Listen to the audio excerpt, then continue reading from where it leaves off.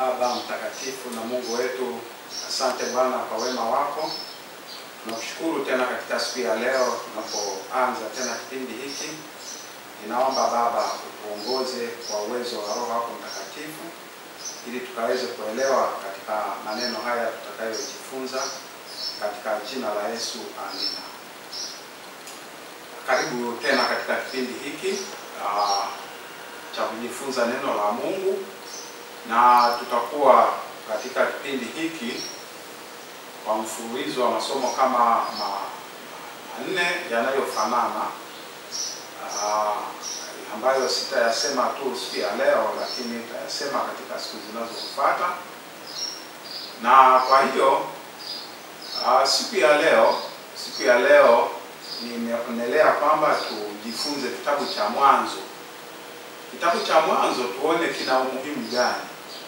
Watu wengine wamekuwa hawakisomi kitabu cha Mwanzo, au wamekidharau, au wanafikiria ni hadithi za kutunga, au wanafikiria tu ni mfumo fulani uliowekwa. Lakini pende kukuambia kwamba, ndugu yangu, kitabu cha Mwanzo ni halisi. Maandiko yake yaliyoandikwa ni halisia. Kwa hiyo somo la leo linasema kwamba mwanzo wa maisha, na ndio mwisho wa maisha. Kwa hiyo kitabu cha Mwanzo ndio mwanzo wa yote. Ndio mwanzo wa dunia, kuumbwa mbingu na nchi.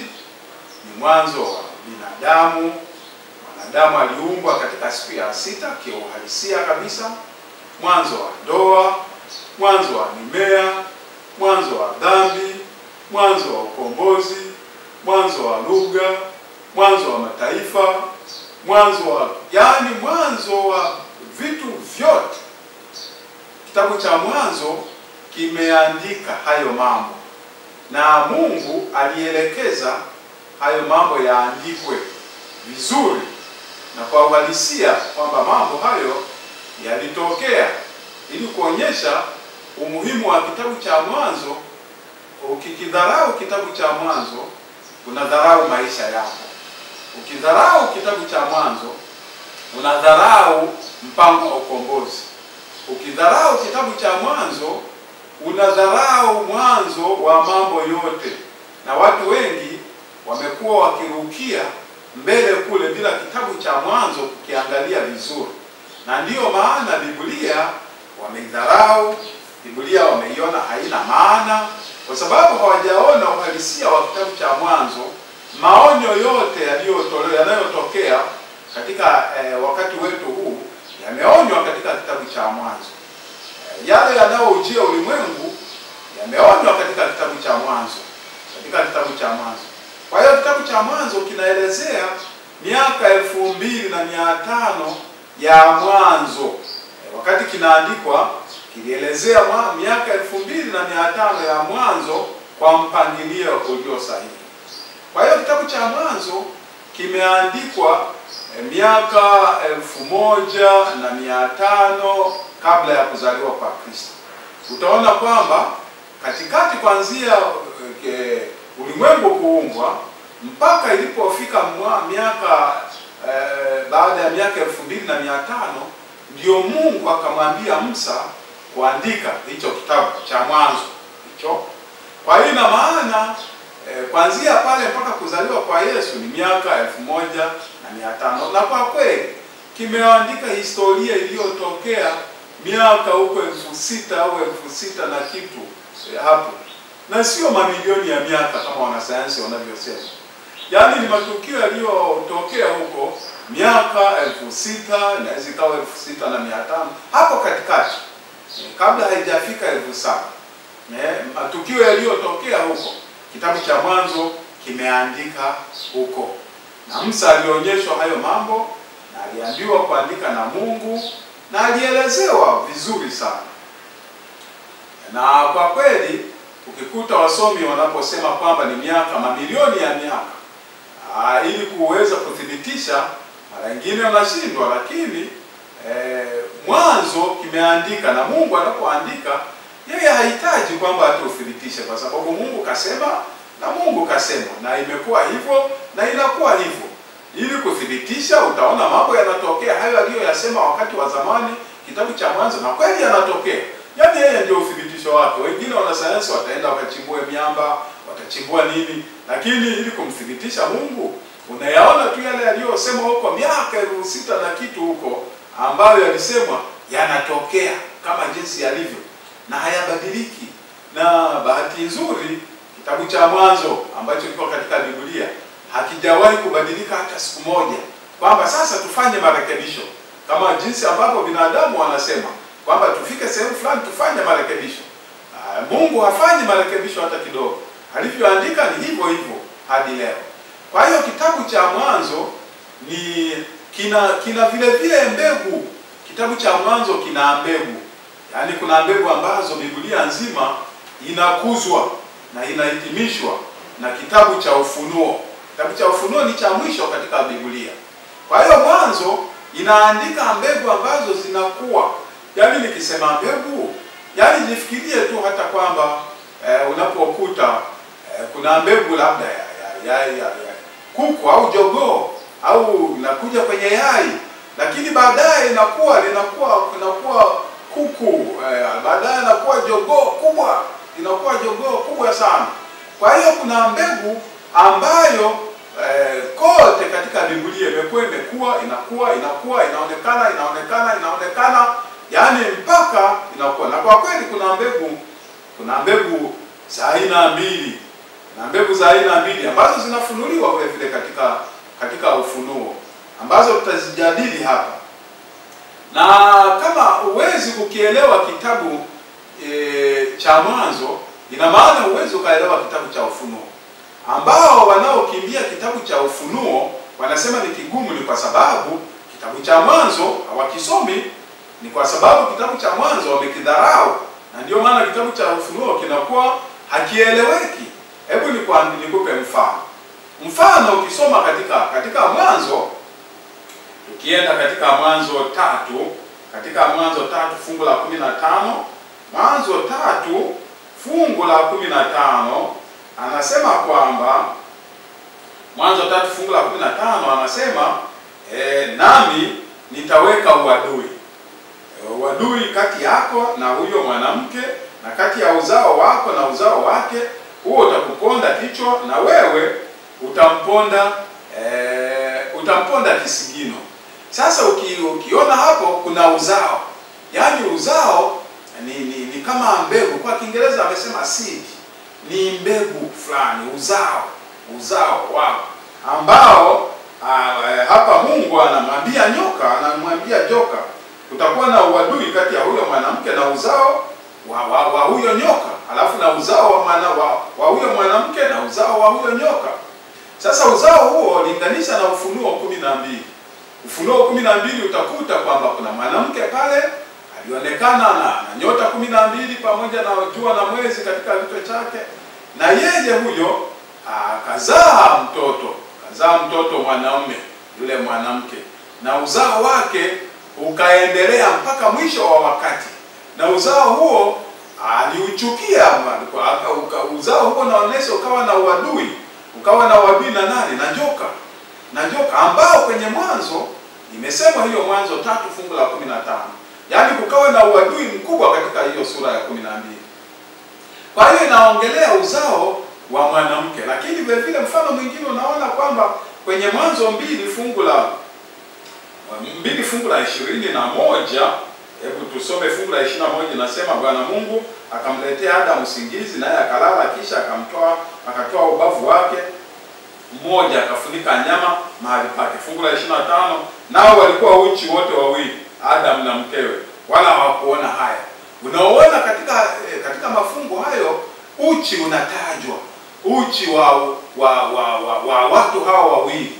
Na uchi unaosema hapa, nakedness, hausemewi uchi tunaofahamu sisi, lakini hawakuwa na utukufu wa Mungu. Walikuwa na utukufu wa Mungu, wamevishwa. Kwa hiyo hawakujiona wamepungukiwa na kitu, hawakujiona mapungufu yao hata kidogo, kwa sababu walikuwa wamefunikwa na utukufu wa Mungu. Lakini jibu linapokuja wanapokuwa wameasi kwenye Ufunuo hiyo amini kwenye Mwanzo 3 fungu la nafikiri la 7, wakajiona wako uchi, wakajaribu wao kujivika mavazi ya majani, lakini bado hawakuweza kufunika uchi wao. Lakini Mwanzo 3 fungu la 21 naona kwamba Mungu akawatengenezea nguo za ngozi kutoka katika ngozi ya mnyama, ngozi ya mwana kondoo, na ngozi hiyo Mungu mwenyewe akawafunika. Ilikuwa ni kafara ya kwanza baada ya dhambi. Kwa hiyo inaelezewa sasa. Unapoona uchi umetajwa katika Mwanzo, ukienda kwenye kitabu cha Ufunuo unakuta kwenye Ufunuo 16 fungu la 15 unakuta kwamba anatoa mashauri kwamba, hebu tusome kabisa tusije tukakosea kwenye Ufunuo 16 fungu la 15 anasema hivi. Anasema namna hii, 16 fungu la 15 anasema, tazama naja kama mwivi. Anasema Yesu anapokuja, heri akeshaye na kuyatunza mavazi yake, asiende uchi. Kwa hiyo wale Adam na Hawa walikuwa wamevikwa, hawakujiona wako uchi, lakini walipotenda dhambi hawa uchi.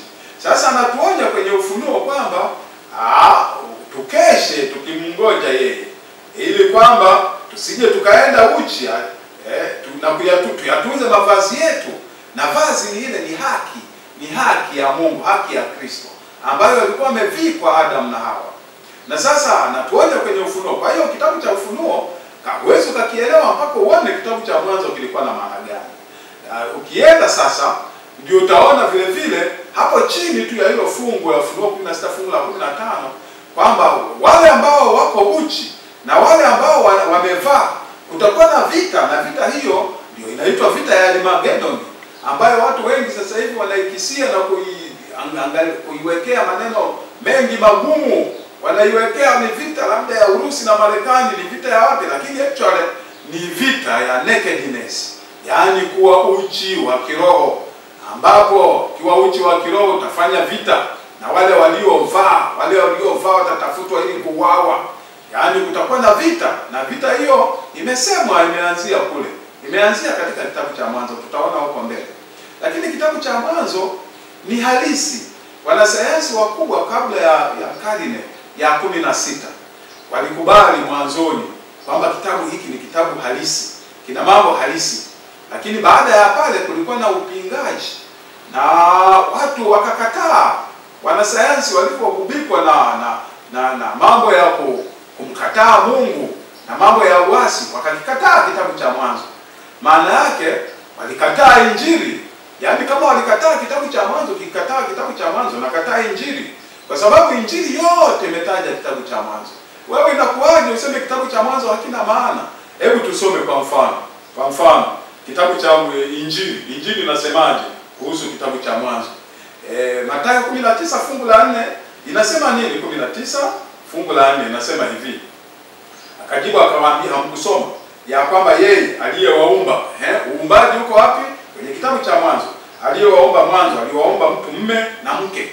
Yaani waliumbwa mtu mume na mtu mke. Akasema kwa sababu hiyo mtu atamwacha babaye na mamaye, wataambatana na mkewe, nao wawili watakuwa mwili mmoja. Kwa hiyo kitabu cha Mwanzo kinaelezea ndoa kati ya mwanamume na mwanamke mmoja, wala sio mitara, wala sio kuoa wanawake wengi. Mwanamume mmoja na mwanamke mmoja. Atamwacha babaye, ataambatana. Kitabu cha Mwanzo kinaongea. Akasema kwa fungu la 6, hata wamekuwa si wawili tena, bali mwili mmoja. Basi aliyowaunganisha Mungu mwanadamu asije akawatenganisha. Hiyo ni Injili. Kwa hiyo ukikataa kitabu cha Mwanzo, ina maana umeikataa Injili. Hebu neno lingine tena. Ninasema neno lingine tena, unabii unasemwa katika Mathayo 24. Mathayo 24 na fungu la 37 linasemaje? Fungu la 37 kitabu cha Mwanzo kinaelezewa katika Injili. Kwa maana kama vile ilivyokuwa siku za Nuhu, ndivyo itakavyokuwa kuja kwake mwana wa Adamu.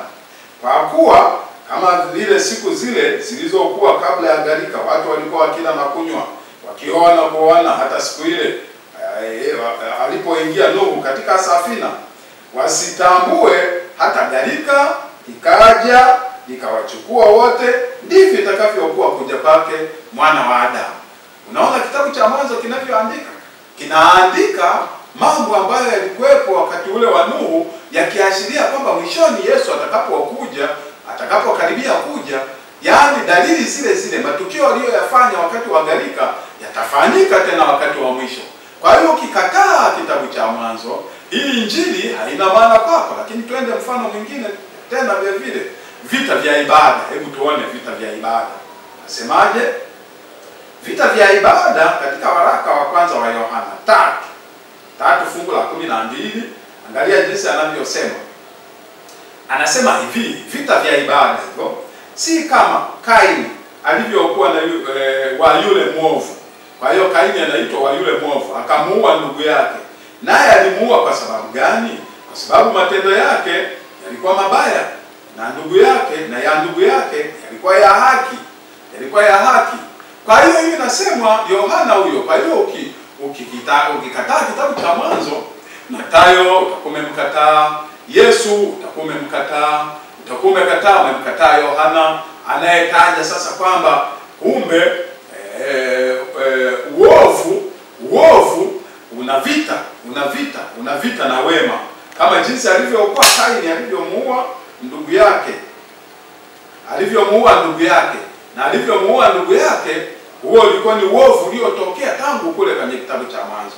Kwa hiyo kitabu cha Mwanzo kinamtaja Henoko vile vile kwenye Waebrania 11 fungu la 5. Ukikataa kitabu cha Mwanzo, basi hata kitabu cha Paulo hicho cha Waebrania hakina maana chochote. Lakini hebu tuangalie ukoo wa Yesu ili tuone, je, kwenye injili hivyo ukoo wa Yesu unaenda mpaka kwenye kitabu cha Mwanzo kiuhalisia? Hebu twende katika Luka 3 fungu la 23. Tuanzie 23 hapo. Anasema na Yesu mwenyewe alipoanza kufundisha alikuwa amepata umri wa miaka 30. Akadhaniwa kuwa ni mwana wa Yusufu, mwana wa Eri 24, mwana wa Matati, mwana wa Lawi, mwana wa Meliki, mwana wa Yana, ikaenda mwana wa mpaka fungu la 38. Lakini fungu la 38 ikaja mwana wa Enoshi, mwana wa Seti, mwana wa Adamu na mwana wa Mungu. Kitabu cha Mwanzo kinaelezea kwamba Adamu ni mwana wa Mungu, aliumbwa sababu aliumbwa na Mungu, na Seti ni mwana wa Adamu. Lakini imetokea huko kwa Yesu kwenye injili mpaka imetupelekea pale. Kwa hiyo unakuta kwamba sasa ukitaka sasa kuona Mwanzo jinsi ilivyo na umuhimu wake, utaona kabisa kwamba kule imesemwa Seti, lakini vile vile Seti huyo anaenda mpaka anazaliwa Yesu Kristo. Kwa hiyo ukikataa kitabu cha Mwanzo, utakuwa unaikataa injili. Lakini vile vile kitabu cha Mwanzo wanasayansi hata leo wanaelezea kitabu cha Mwanzo, theology wanasoma katika vyuo vikuu. Kwa hiyo ina maana kwamba ukikataa kitabu cha Mwanzo, theology haiwezi kawepo kabisa katika vyuo vikuu. Mpangilio wa nyakati, kitabu cha Mwanzo ndio kinazalisha siku inaanza saa ngapi. Siku inaanza saa jioni, alafu inaisha jioni tena. Siku inaanza jioni na inaisha jioni. Ingawa baadaye watu walikuja wakabadilisha, wanadamu wakabadilisha, si Mungu alivyotaka. Watu wakaweka kwamba siku inaanza saa 6:01, lakini inaanza jioni, inaisha jioni. Ule umma wa Kiislamu unafahamu kabisa jinsi ambavyo siku inavyoanza. Na vile vile kitabu cha Mwanzo kinaratibu mwanzo wa wiki. Wiki haikuanzishwa na wanadamu. Wiki ilianzishwa na Mungu mwenyewe. Siku ya kwanza, ya pili, ya tatu, ya nne, ya tano, ya sita, ya saba, Mungu akapumzika, akatuachia wanadamu tupumzike, tutafakari uumbaji wake. Wiki ikakamilika. Kuna wakati fulani wanadamu walijichanganya, wakaanza kutengeneza juma la wiki juma la siku 10, lakini halikuwezekana kwa sababu hiyo imetoka kwa Mungu. Lakini vile vile kitabu cha Mwanzo kinatuonyesha jinsi ambavyo miezi na mwaka, mwezi una siku 30 katika Biblia, siku 30 tu. Yaani kitabu cha Mwanzo kinaelezea hiyo. Ukikitoa kitabu cha Mwanzo, hayo yote hayatakuwepo. Sasa unapodharau kitabu cha Mwanzo, unadharau hayo yote. Jiografia, kitabu cha Mwanzo kinaonyesha jinsi ambavyo ardhi imejitenga.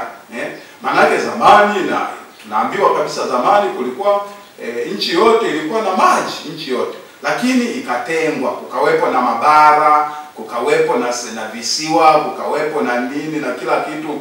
Kwa hiyo jiografia inasemwa katika kitabu cha Mwanzo. Elimu ya mimea, elimu ya wanyama, yote inasemwa kwenye kitabu cha Mwanzo. Mungu akaumba mimea kwa aina zake, yani species zake, yani zinazofanana.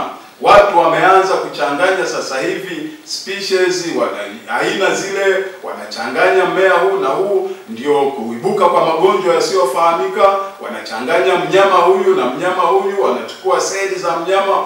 Mungu hakusema hivyo. Alisema wanyama wale kwa aina zake, mimea kwa aina zake. Kitabu cha Mwanzo kinaelezea, kama uko makini utaiona elimu, yani msingi wa dunia hii huko katika kitabu cha Mwanzo. Saikolojia, utaona wanasaikolojia wanakwambia kabisa, kwa kweli wengine wote huko tunafanya tu haya mambo ya ushauri na kupoza tu mambo, lakini sio kutibu. Lakini kitabu cha Mwanzo kinakwambia ubovu wa saikolojia yote, kuharibika, ni dhambi. Na ndiyo maana kitabu cha Mwanzo kinatufundisha mambo yote haya. Lakini sociology, jinsi ya kuishi katika jamii. Mume atamuoa, ataolewa na mwanaume mmoja, mwanamke mmoja, mwanaume mmoja. Lakini kitabu cha Mwanzo kinatuonyesha hiyo. Mungu akaumba mwanamke na mwanamume, lakini wanadamu wamekuja wakaanzisha mitara kwa ajili ya tamaa zao wenyewe, kwa ajili ya mambo yao wenyewe. Kitabu cha Mwanzo kina msingi huo. Lakini vile vile elimu ya binadamu na kadhalika, kitabu cha Mwanzo kinatuonyesha. Lakini vile vile kitabu cha Mwanzo kinatuonyesha maswali ya mtu anaweza akajiuliza. Mtu ambaye kwa kweli anajielewa ataanza kujiuliza, kwa nini niko hapa? Je, nina makusudi yoyote katika ulimwengu mimi kuzaliwa? Nimezaliwa kwa bahati mbaya au nina makusudi? Mtu anaweza akajiuliza, je, kuna Mungu anayenijali? Yupo Mungu anayenijali? Yupo Mungu mwenye mpangilio? Au nimetokea tu kwa bahati mbaya, kama jinsi ambavyo Darwin ambavyo anavyosema, yani kutokana na shituko wa kitu fulani, au kutokana na kitu fulani nimetokana na nyani, au nimetokana na mabadiliko ya mnyama fulani hivi. Kitabu cha Mwanzo kinajibu hayo maswali. Kitabu cha Mwanzo kinajibu kinasema Mungu ni mwema. Hivi Mungu ananijali? Ni mwema kweli? Ni mwema kwangu? Kitabu cha Mwanzo kinaonyesha kwa kweli. Mbona kuna uonevu? Mtu anajiuliza, mbona kuna uonevu? Kuna ukatili unaoendelea sasa hivi, mbona upo? Kitabu cha Mwanzo kinaonyesha kwa nini ukatili na uonevu upo. Ili kutafuta majibu yako, ukishajiuliza hayo, ndio naanza sasa kuwa mtu wa kitabu na kuanza kusoma kitabu cha Mwanzo na vitabu vingine mpaka kwenye Injili. Kwa hiyo lazima uwe na msingi wa kitabu cha Mwanzo. Lakini unaweza ukajiuliza, kuna nini baada ya kifo?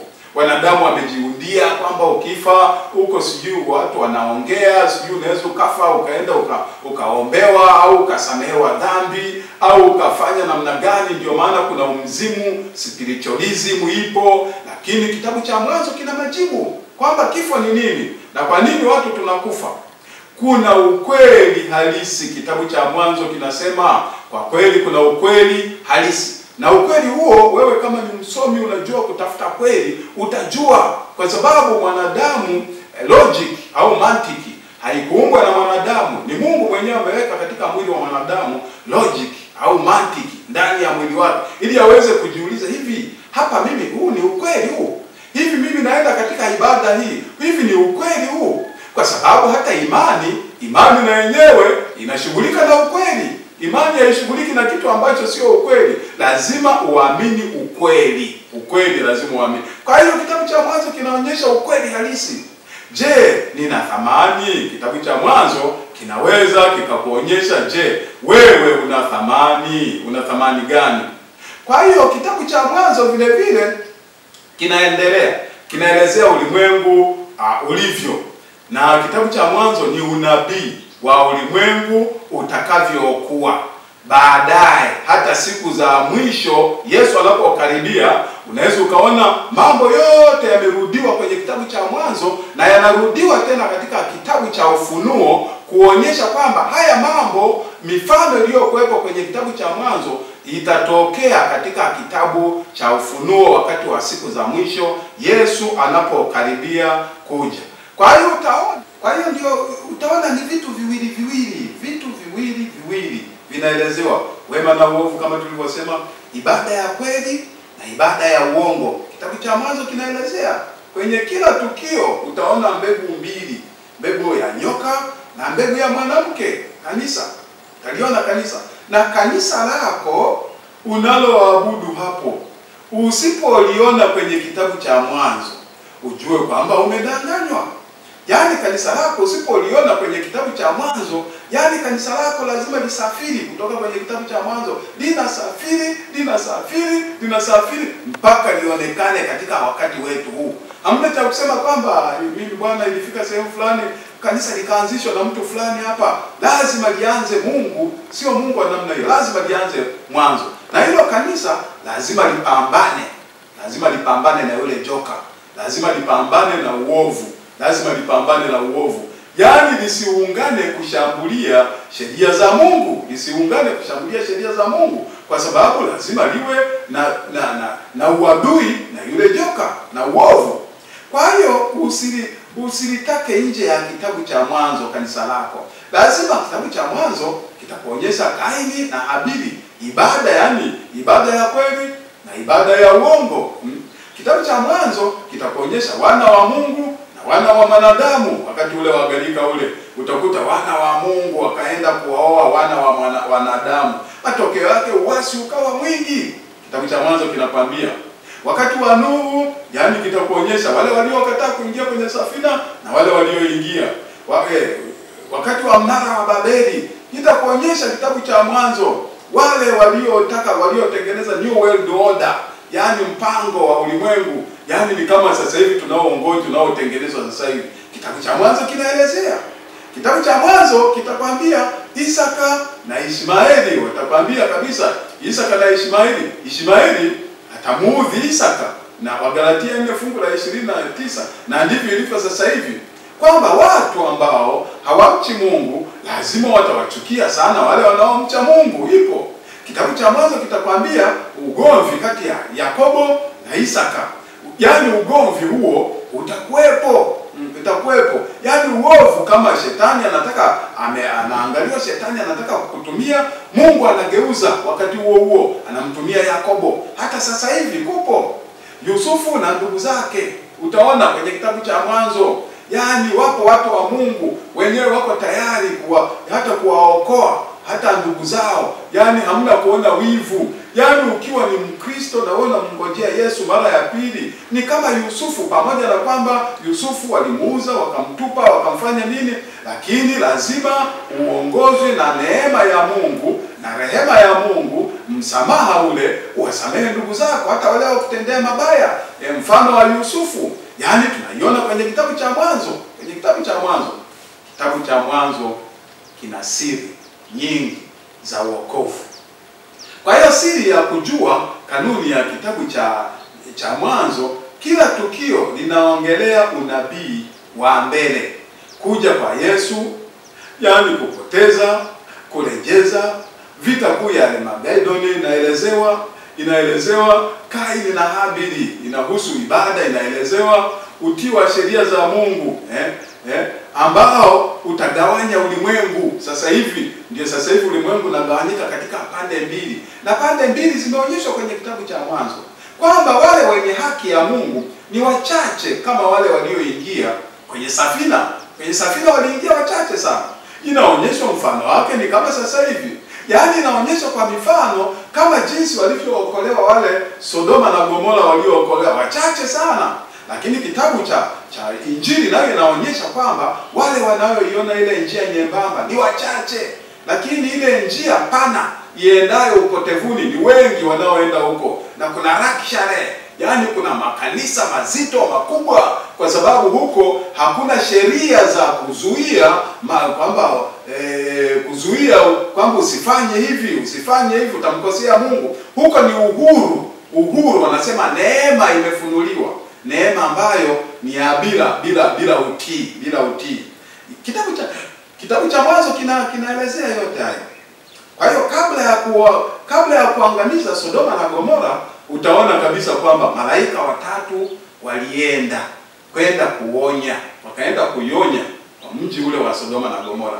Kitabu cha Ufunuo na chenyewe kinakwambia kwamba kabla ya kurudi Yesu Kristo, malaika watatu watapaa katika anga wenye injili ya milele. Mwingine akiwaambia mcheni Mungu na kumtukuza, wengine akisema umeanguka Babeli, mji ule ulio muovu. Mwingine malaika watatu anasema mtu yoyote akiabudu ile sanamu na kuitumikia yatakunywa katika mvinyo ya ghadhabu, na kadha. Malaika watatu nao wataonekana. Kitabu cha Mwanzo kimefunua hayo. Lakini kitabu cha Mwanzo vile vile kinaonyesha jinsi ambavyo Ufunuo inavyosema vile vile. Kwenye kitabu cha Ufunuo inakwambia tokeni kwake enyi watu wangu, ambayo iko katika Ufunuo 18 fungu la 4.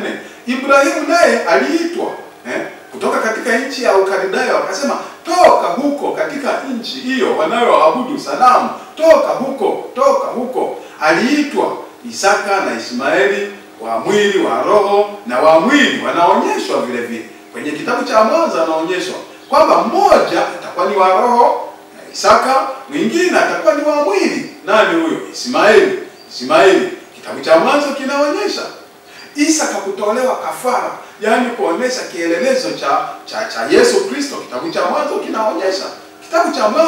kinaonyesha Isaka jinsi ambavyo alitolewa kafara pale. Na imeonyesha vizuri, ukiangalia vizuri mpaka safari anaichukua Ibrahimu ulikuwa ni siku 3, na kweli Yesu naye siku 3 katika ile tukio lake la msalabani siku 3.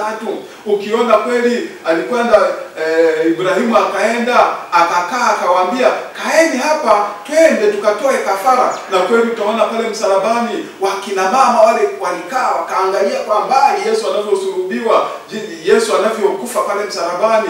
Ni kama jinsi ambavyo watumishi wale walikaa kwa mbali wakimwangalia Ibrahimu anavyoenda kutoa kafara pale. Yaani jinsi ambavyo Isaka alivyochukua zile kuni, ya mfano mmoja hapo ni kama jinsi ambavyo Yesu alivyochukua ule msalaba.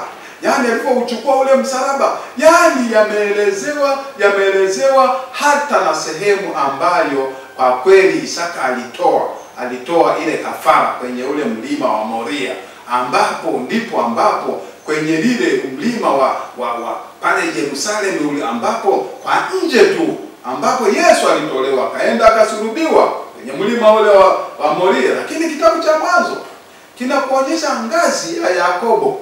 Ngazi ya Yakobo ni connection, ambapo ngazi ni Yesu Kristo, connection kati ya mbingu na nchi. Hebu tusome kwenye kitabu cha Yohana ili tuone huu muunganiko huu. Kitabu cha Yohana 1 fungu la 51. Kuangalia ngazi ile ambayo aliiona Yakobo, malaika wakipanda na kushuka, wanapanda na kushuka. Anasema fungu la 51, akasema akawaambia, amini nawaambia, mtaziona mbingu zimefunuka na malaika wa Mungu wakikwea na kushuka juu ya mwana wa Adamu. Kitabu cha Mwanzo kilielezea. Lakini vile vile kitabu cha Mwanzo kinaelezea tabu ya Yakobo ambayo imesimuliwa kwenye Danieli 12 fungu la 1. Tabu ambayo alipata Yakobo na Danieli akaisimulia. Watakuja waipate watu wa Mungu Yesu anapokuja, yani wakati itakapotangazwa alama ya mnyama alama ya mnyama, yani siku moja ya kuabudu, siku ya Jumapili, watu watapata hiyo tabu ya Yakobo. Yani watu watagafirika, watapata hiyo shida. Tabu ya Yakobo itakuwepo. Kitabu cha Mwanzo kimeelezea. Kwa hiyo ndugu msikilizaji, ninakusihi kiangalie kitabu cha Mwanzo ukione. Na katika somo langu la pili kitaendelea kitabu cha Mwanzo kikuelezee ni undani kwa nini nimekisisitizia hivi. Leo ilikuwa ni utangulizi na uweze kukiona, ukisome, ukijadili, ukione. Mungu wangu akubariki sana katika jina la Yesu. Amena.